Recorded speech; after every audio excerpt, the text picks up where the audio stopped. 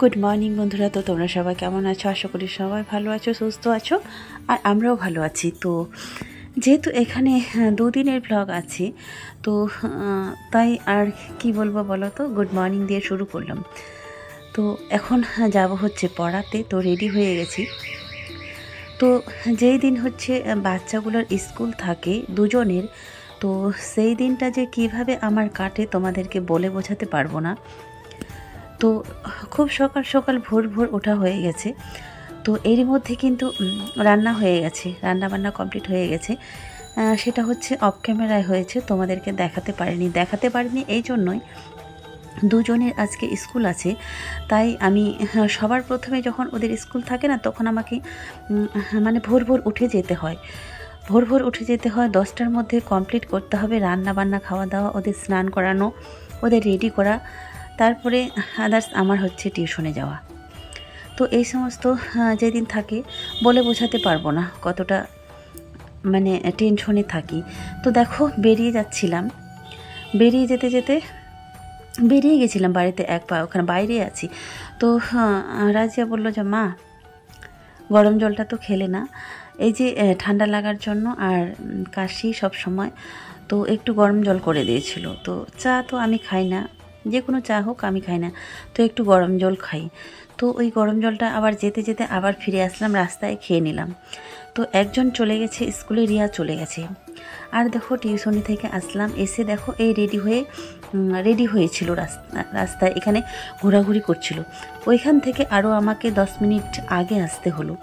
তো সেটা তোমরা খুব ভালোভাবে বুঝতে পারছো। এমনিতে আজকে মেঘলা মেঘলা আকাশ, তারপরে একাই যাবে স্কুলে অত দূরে বাচ্চাটা, তারপরে কতটা টেনশনে একটা মা হয়ে আমি থাকি। সেটা আমার মতো যারা মা আছে একা হাতে, যারা হচ্ছে সিঙ্গেল মাদার বলো, আর যাদের হাজব্যান্ড থাকে না, হয়তো প্রবাসে থাকে কিংবা বাইরে থাকে, আমার মতো যে মারা আছে তারাই শুধু বুঝবে যে এক হাতে সন্তান মানুষ করাটা আর বড় করাটা কতটাই কষ্টকর। শুধু আমার মতো মা ছাড়া যারা জয়েন্ট ফ্যামিলিতে আছে তারা হয়তো এতটা অনুভব করতে পারবে না যে বাচ্চাকে একা হাতে সামলানো ব্যাপারটা কী জিনিস। আশা করি তারা বুঝতে পারবে না। তো তারপরে এসে দেখো ওকে রেডি করালাম, ওকে রেডি করিয়ে তারপরে হচ্ছে আর কিছু ক্যামেরায় আসতে পারিনি, খুব খারাপ লেগেছিল আজকে। শরীরটা কি বললাম, ঠান্ডা লেগেছিল, খুব খারাপ লেগেছিল। তারপরে এইখানে দেখো আমি শুয়ে আছি শরীর খারাপের জন্য। তারপরে হচ্ছে আমি খেয়ে দিয়ে আগে শুয়ে গেছি, এবার ওরা দুজনে আছে, আর এবার রিয়া হচ্ছে মশারিটা খাটিয়ে হচ্ছে শুয়ে যাব। তো আজকের দিনটা তো এইভাবেই চলে গেল। তারপর একটু আজকে আগে শুয়ে গেলাম, ভাবছো তোমরা, কখনোই না। এখন বাজে 11:30। তো 11:30টার মধ্যে আমার ঘুমানো হলো। আর মশারি খাটাচ্ছি কেন বলো তো, এই কটা দিন প্রচুর মশা হয়েছে। তারপরে দিনে তো আবার এটা হচ্ছে বিকেলবেলা, তো সকাল থেকে আবারও শুরু করা হয়নি। কি বললাম, ওরা যখন যেই দিনটা স্কুল যায় তোমাদেরকে বলে বোঝাতে পারবো না যে কতটা টেনশনে থাকি। তারপরে এখন হচ্ছে রিয়ার তো মানে টেস্ট পরীক্ষা দিয়ে দিয়েছে, তারপরে ক্লাস হচ্ছে ওদের, যেহেতু মানে পাবলিক স্কুল, তো ওদের এক্সট্রা করে ক্লাস করানো হচ্ছে, বাইরে থেকে টিচার নিয়ে আসছে। তো বাইরে থেকে টিচার নিয়ে আসছে, ওদেরকে আবার আলাদা করে ক্লাস করায়।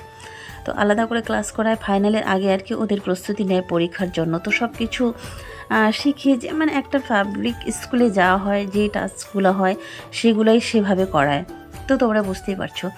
তারপরের দিনে দেখো তারপরের দিন সকালে এখন, তো যেহেতু সকালে আর গুড মর্নিংটা আর তোমাদেরকে জানালাম না, যেহেতু একবার বলেই দিয়েছি গুড মর্নিং। তো আজকে স্কুল কারোই নাই, দুজনেই নাই। একজনের তো পরীক্ষা শেষ হয়ে গেছে, না সরি, রিয়ার স্কুল আছে, ভুল বললাম, রিয়ার স্কুল আছে, ওকে পাঠাতে হবে। আর একজনের পরীক্ষা শেষ, একটু মানে চাপটা কমে গেছে হালকা, একজনে যেহেতু পরীক্ষা নেই, তো একজনের আছে। তো তাই সকাল সকাল কি করলাম বলো তো, সকাল সকাল ভাবলাম আজকে ওকে একটু খিচুড়ি করে দেবো, ভাতটা না হয় দুপুরে রান্না করব, যেহেতু একজন যাবে। আর সবথেকে বড় কথা হচ্ছে রিয়া বেশি খাবেও না যাওয়ার সময়। কখন ওর প্রচুর খিদাটা পায়, যখন ও স্কুল থেকে যখন ফিরে আসে তখন খুব ওর প্রচুর খিদা পায়। তো কারণ এই জন্যই পায়, সাইকেলটা চালিয়ে আবার যায় আবার আসে, এটার জন্যই। তো চালটা 2 বাটি মেপে নিয়েছি, অল্প করে রান্না করব, যেহেতু দুপুরে রান্না করতেই হবে, তাছাড়া এখন আর কতটুকু করে খাবে, টিফিন যেটাকে বলে সেইভাবে একটু রান্না করব, সেটাও মানে বেঁচে যাবে।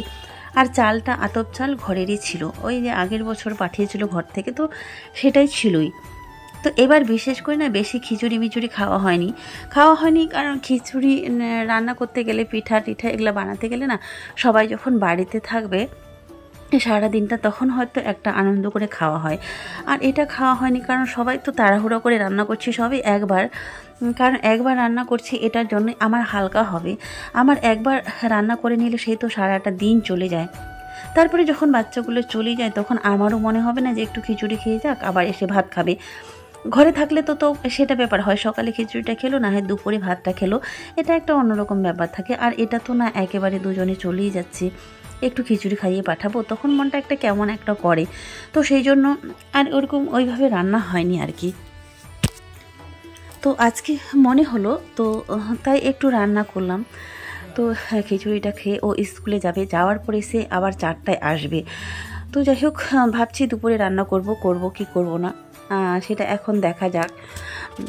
তো মনে হয় নাও করতে পারি, যেহেতু ও ঘরে আছে। আর যদি করি তো ও যখন আসবে, সারাদিনে তো আমার হচ্ছে টিউশনি থাকে, তারপরে যদি এর মধ্যে যদি একটু সময় পাই তাহলে এসে রান্না করব, আর যদি না পাই তাহলে সেই একবারে রাত্রিবেলায় রান্না করব। একজন তো ঘরেই থাকছি, আর ও যদি ঘরে থাকে তাহলে তো টুকটাক এটা ওটা করে ও সময়টা কাটিয়ে দিবে। খাওয়ার অতটা মানে করবে না আর কি, খাওয়ার জন্য অতটা চাইবে না, কারণ সবার দুজনেরই খিদেটা পায় যখন স্কুল থেকে আসে, কারণ তারা দুজনেই স্কুল থেকে অনেক দূর থেকে আসে। আর যেহেতু সাইকেল চালিয়ে আসে না, তখন প্রচুর খিদে পায় দুজনের, তখন শুধু মানে খাই করে আসে। আর আমি যদি থাকি তাহলে খুব সুন্দরভাবে তো আমি তো খেতেই দিব, কখনো খাইয়ে দিতে হয়। আর যদি আমি না থাকি তাহলে, ঘরে যদি না থাকি তাহলে দুইজনে আর কি তুলে খেয়ে নেয়, আর আমি থাকলে তো খেতেই দেব। তো এই যে দেখো খিচুড়িটা রান্না করছি এইভাবে আজকে অনেক দিন পর।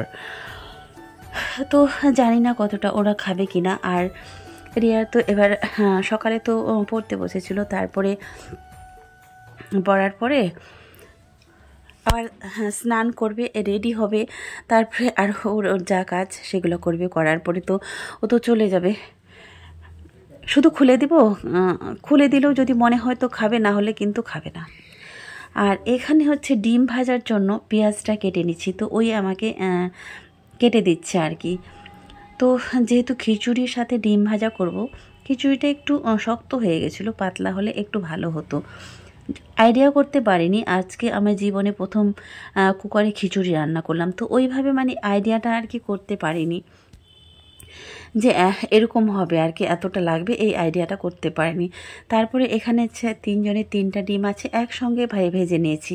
তো একসঙ্গে ভেজে নেওয়ার কারণ হচ্ছে পরে আমি কেটে নেব, না হলে তেল খরচাটা কম হবে। 3বার যদি ভাজতে যাই তাহলে অনেকবার করে আমাকে তেল দিতে হবে। তো তেল কমানোর জন্য আমি এই প্ল্যানটা করেছি, একবারে দিয়ে দিয়েছি আর এখান থেকে কেটে নেব। তো কেটে নিলে আমার একটু নিলে হয়ে যাবে, তারপরে ওদের দুজনের হলেই হয়ে যাবে, এইভাবে আর কি। তো চলো, ডিম ভাজা হয়ে গেল, এবার দিব ওদেরকে খেতে। আর রিয়াকে পাঠাতে হবে, একটু আমার আজকে লেট হবে, কারণ ও যাবে 10:30টায়। ও যদি 10:30টায় যায় তাহলে আমার বের হতে 11টা বেজে যাবে। এই কারণে ও যদি না বের হয়, ওকে যদি না রেডি করে বের করি, তাহলে তো আমি তো আর আগে যেতে পারবো না, আর আমার আগে গেলেও আমার আর কি খারাপ লাগবে। তো আমি খেতে চলে এসেছি ওর মধ্যে, আর রিয়া গেছে স্নান করতে, আর একজন হচ্ছে ওই ঘরে খাবে।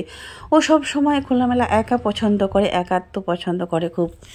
ও আমাদের মাঝখানে বসে খায় না কখনো আর কি। ও কি বললাম, সব কথার দিক থেকে ও একা থাকতে পছন্দ করে।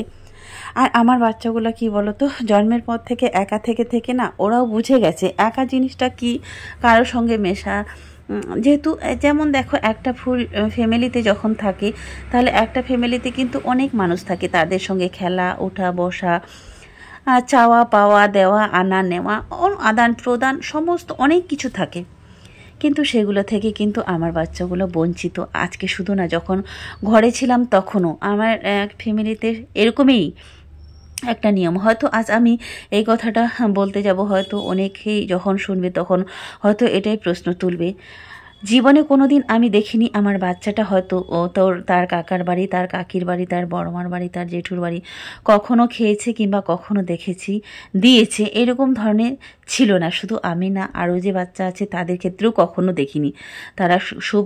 তারা শুধু একাই একাই পছন্দ করে, সেই খাবে, সেই সব কিছু করবে, এটাই শুধু দেখেছি। তাছাড়া আমার বাচ্চাগুলো এগুলো দেখেনি। দেখো, তারপরে সে তো অনেক দিন আগের কথা, সে তো অনেক ছোট ছিল। তারপরে যখন আমি বাচ্চা দুটোকে নিয়ে একটা শহরে যখন চলে এলাম, হাত ধরে নিয়ে যখন চলে এলাম, তখন কি বলো তো, তখন হচ্ছে তো ভাড়া বাড়িতে শুধু ঘর আর স্কুল, সেটা সবাই জানো। তো রিয়াকে বের করে দিয়েছি। রিয়াকে বের করে দেওয়ার পরে আমিও রেডি হয়ে গেছি। তো রেডি হয়ে এদের দেখো চলো।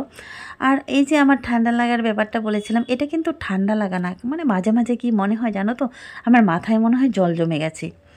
কিছু হলো বা না হলো, একটু কিছু হলো কি না হলো, তাহলে আবার ঠান্ডা লেগে গেল। শুধু হাঁচছি আর কাচ্ছি, তখন আর নাক দিয়ে জল পড়া। আর এই যে টিউশনি থেকে এসে এই যে সুন্দর একটা রেসিপি দেখতে পাচ্ছ, ডিম আলু, এটা কে রান্না করেছে বলো তো? এটা রান্না করেছে আমার ছোট মেয়ে। তো সেই এই তরকারিটা রান্না করেছে। আমি তো চলে গেছিলাম পড়াতে, তারপরে ও তো রান্না করে, ও রান্না তোমরা অনেকেই দেখেছো। এত সুন্দর করে হোটেলের মতো করে ডিমটা রান্না করেছে না, বলে বোঝাতে পারবো না। এখন কিন্তু আমার ডিম মোটেও পছন্দ না। একটা সময় আমার এত ডিম ফেভারিট ছিল, যখন আমি ঘরে থাকতাম, হাঁস মুরগি সব কিছুই আমার ঘরে ছিল, তখন এত ডিম আমার প্রিয় ছিল, তোমাদেরকে কি বলে বোঝাবো। সত্যি একটু যদি আলু আর ডিম যদি তরকারি হতো না, এতে আমার খাওয়া হয়ে যেত। এখন কেন জানি না ডিমটা আমি খেতে পারি না, আর অতটা ডিমটা আমার পছন্দও না। তো যাই হোক, বাচ্চারা তো ডিম পছন্দ করে, তাই না? তো যাই হোক, যেটুকু পেরেছে নিজে করেছে, এর থেকে আর কি চাই বলো, কোনো কিছুই লাগবে না। তারপরে বিকালে এটা হচ্ছে, আমি শুধু স্নান করেছি, আমার চুলটাও শুকায়নি। তারপরে দেখো, এবার মা বেটি মিলে চলে যাচ্ছে একটা জায়গায়। তো সেটা আমি তোমাদেরকে আর কি বলবো বলো, বলতে পারবো না। ওই এমন একটা সিক্রেট কথা যেটা বলা যাবে না। হয়তো তোমরা যদি চাও সেটা বলে দেব, যদি কেউ কমেন্ট করো জানতে চাও, অবশ্যই তাকে রিপ্লাই দিয়ে দেবো যে কী জন্য গেছিলাম। অন্ধকার হয়ে এসছে, রাত কিন্তু হয়ে গেছে। রাতে কি আমার বেরোনোর কোনো প্রয়োজন ছিল না, খুব একটা ইমার্জেন্সি কাজে যাচ্ছি। তো রিয়াকে নিয়ে যাচ্ছি, আর ছোটোটা হচ্ছে ঘরে আছে। তো এতটা দূরে যেতে হবে, কিন্তু টোটোতেই যেতে হবে, পায়ে হেঁটে যেতে পারবো না। আর পরে এমনি তো 6:30 বাজে, 7টায় এসে আবার আমার হচ্ছে লাইভ আছে, ফেসবুক লাইভ আছে, ওখান থেকে ফিরে এসে আবার লাইভ করতে হবে। তো জানি না টাইমলি পৌঁছাতে পারবো কি না। তো আপাতত চলো, এটা হচ্ছে LIC মোড়, কালেক্ট্রিক বলো LIC বলো, কালেক্ট্রিকে বলে। আমি এখনও বুঝে উঠতে পারিনি যে কোনটা কালেক্ট্রিক কোনটা LIC, দুটো কিন্তু তিনটা এরকম কিন্তু লাগেও আছে, লাগালাগি। তো এটা হচ্ছে রাতের মেদিনীপুর শহর, এটা দেখতে পাচ্ছ রথ। তো এখানে মনে হয় আজকে কোনো কিছুর মনে হয় মিটিং আছে, একটা মিছিল